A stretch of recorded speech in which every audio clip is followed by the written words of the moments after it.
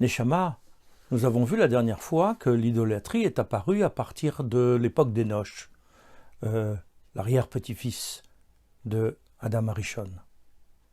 Mais concernant la perversion des mœurs, est-ce que c'est apparu à la même époque ou plus tard?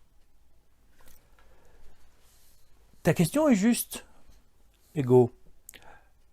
En fait, il faut attendre la 6e génération depuis Adam Arishon, dans la lignée de Caïn, pour trouver dans le texte biblique la première dérive au niveau des mœurs qui est énoncée. On nous dit la chose suivante au chapitre 4 de la Genèse, verset 19.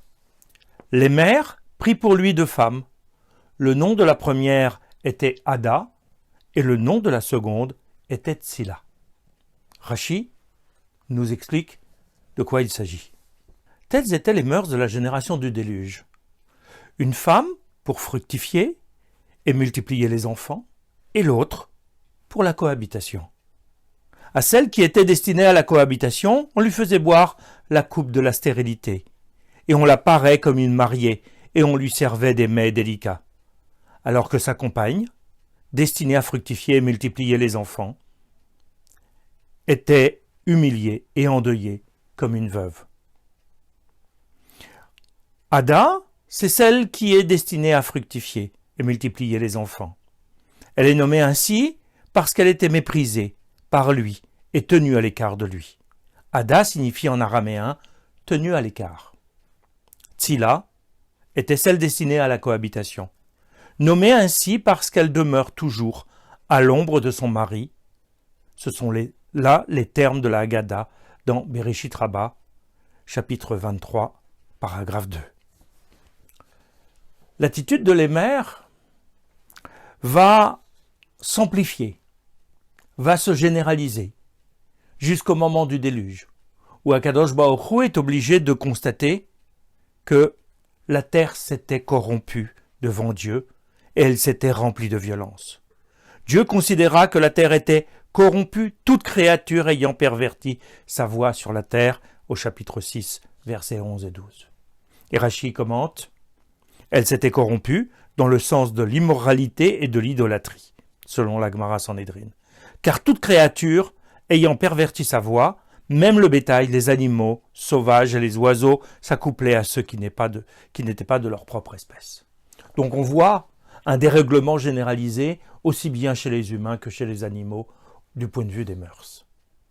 Il y a là quelque chose qu'il nous faut comprendre, parce que c'est cet exemple donné par les mères qui va avoir un impact extrêmement important sur les générations et qui va mener au déluge, mais aussi qui constitue, d'une certaine façon, la mise en place d'une autre impossibilité de la relation de partenariat avec Akadosh Baruch Hu.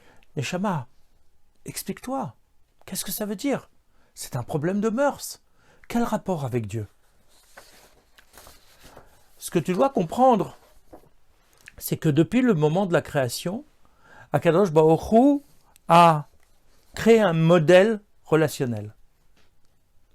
Il attend quelque chose de l'humain dans une démarche de partenariat. Or, les mères n'est pas dans une démarche de partenariat avec ces 2 femmes. Il est dans une démarche d'instrumentalisation. Ce sont pour lui des objets. L'une n'est là que pour la reproduction. Il ne s'intéresse à elle que lorsqu'elle est en mesure d'avoir un nouvel enfant. Mais ce n'est pas une personne. C'est simplement une machine à faire des enfants. La deuxième n'est pas non plus une personne. Bien sûr, il va la choyer, il va en prendre soin parce que il a envie d'avoir envie d'elle. Il veut qu'elle soit belle et attirante parce qu'il ne pense qu'au plaisir. Mais là aussi, elle n'est qu'un objet pour assouvir son propre plaisir. Donc il va à l'encontre du modèle relationnel qui considère qu'en face de soi, on a un être avec lequel on est capable d'échanger, avec lequel on est capable de partager. Mais Neshama, c'est un modèle ancien. Pourquoi la Bible nous parle de ce modèle-là? Il n'a plus cours aujourd'hui. Ego, tu te trompes. le principe existe toujours. De manière différente, bien sûr. Il ne s'agit pas pour un individu d'avoir deux femmes comme les mères, l'une pour les enfants, l'autre pour le plaisir. Mais est-ce que dans les relations entre hommes et femmes, il n'y a pas aussi de l'instrumentalisation? N'y a-t-il pas dans certains milieux des hommes qui ne dialoguent pas avec leur femme, mais qui ne la considèrent que comme étant la mère de leurs enfants? Et c'est la seule mission qu'elle puisse accomplir intéressante pour l'homme, lui permettre d'avoir des enfants.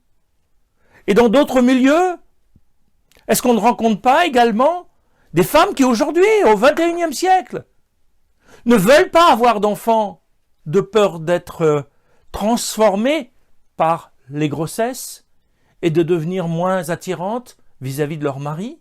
Elles veulent garder leur attractivité, elles veulent garder leur jeunesse, et elles vont aller parfois jusqu'à refuser complètement d'avoir des enfants. Pas simplement retarder la grossesse le plus loin possible dans le temps pour rester plus jeune plus longtemps, mais aussi complètement refuser cette maternité pour rester attirante vis-à-vis de leur mari. D'ailleurs, n'y a-t-il pas également des maris qui laissent leurs femmes se comporter comme si elles étaient des objets qu'il fallait admirer, comme s'ils avaient envie de dire « Regardez ma femme, regardez comme elle est belle, c'est moi qui l'ai, pas vous. Vous n'avez pas cette chance-là. Moi, j'ai une grande chance. » Mais c'est quoi? C'est un objet qu'on possède, c'est un beau tableau qu'on a chez soi, c'est une statue qu'on a envie de faire admirer. On est là dans de l'instrumentalisation. On n'est pas dans une relation de personne. On est dans une relation d'objet. Et le couple perd toute sa logique, toute sa pertinence, toute sa richesse. Mais Neshama, encore une fois, ce sont là des problèmes de mœurs, des problèmes de société. Je peux comprendre que tu déplores que la société soit dégradée et que les mœurs soient perverties dans la société dans laquelle on vit, parce que l'homme recherche avant tout le plaisir et peu importe les valeurs. Mais en quoi tout ceci concerne Dieu? En quoi ça m'empêcherait, moi, individuellement, d'avoir une relation de proximité avec Akadosh Baruch Hu?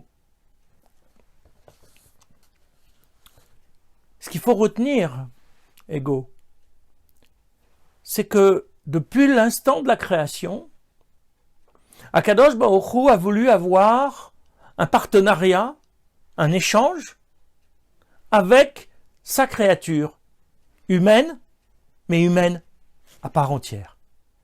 Or, l'homme, individu, n'est pas l'humain. Il n'est que la moitié de l'humain.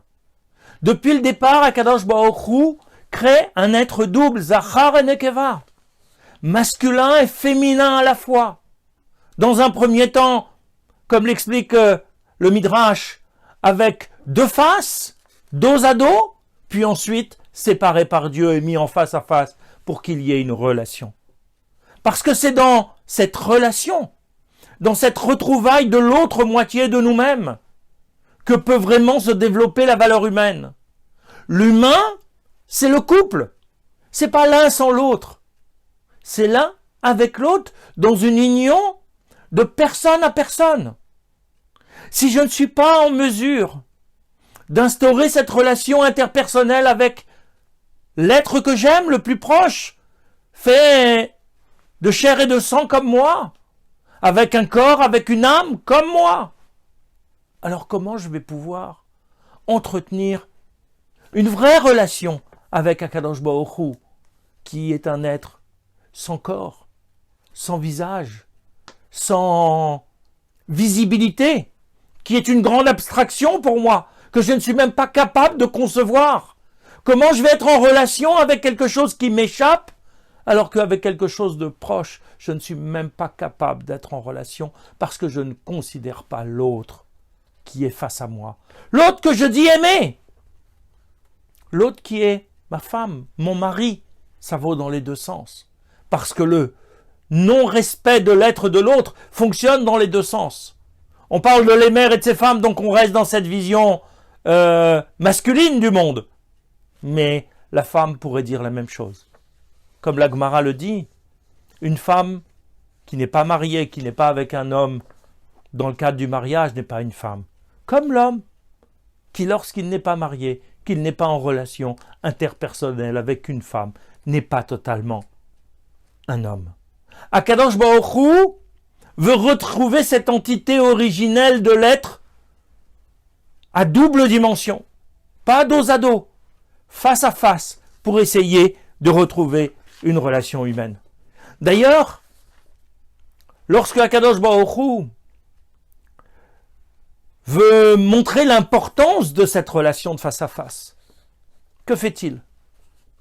Il fait défiler devant Adam Arishon, donc cet être double, l'ensemble des animaux du monde, de manière à ce qu'il les nomme, qu'il leur donne un nom qui corresponde à leurs caractéristiques, et ce faisant, il les analyse, il les découvre, il en prend toute la mesure.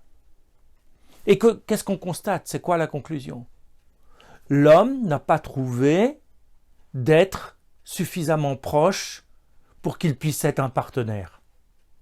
Rabbi Yitzhak Harama, dans son ouvrage Akedat Yitzhak, nous dit qu'il y a 3 paramètres que l'homme n'a pas retrouvés dans les animaux et qui vont lui manquer pour créer un couple.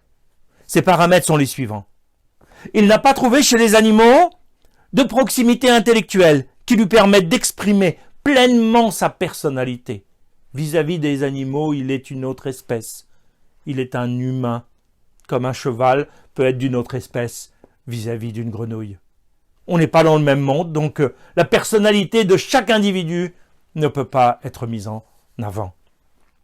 Deuxième critère, il n'a pas été en mesure d'instaurer une relation affective qui persiste en dehors du temps de la reproduction. La plupart des animaux se retrouvent au moment de la reproduction mais s'oublient. Le reste du temps, ils n'existent pas tellement l'un pour l'autre. Cette fidélité de la relation, y compris aux autres moments que ceux de la reproduction, sont essentiels pour avoir le sentiment humain d'existence. Le troisième critère. Il n'y a pas, chez la plupart des animaux, une réservation dans la relation susceptible de constituer un couple. C'est-à-dire que les animaux, on pourrait le dire selon une terminologie humaine, sont volages. Ils vont avec l'un, ils vont avec l'autre, sans avoir de fidélité, sans avoir de construction d'entité. Dans la plupart des espèces animales, c'est vrai qu'il y a des espèces animales plus fidèles que d'autres, mais elle n'a pas trouvé ces 3 paramètres chez les animaux. À partir de là, il comprend le besoin qu'il a d'un être qui lui ressemble, qui est un peu différent de lui-même pour pouvoir être remis en cause dans ses certitudes, mais qui va lui permettre d'exister, d'avoir le sentiment d'exister et d'avoir envie de fonder un couple qui est l'humain par excellence. À partir de l'Émer, c'est ce modèle-là qui est brisé. Il va instaurer une autre modalité, parce qu'il va donner le primat au plaisir physique, à la jouissance égoïste avant le partage et la réunion dans le couple. Il va en effet falloir attendre Abraham et Sarah pour retrouver ce couple exemplaire qui va permettre dans l'union d'être partenaire d'Akadosh Baruch Hu.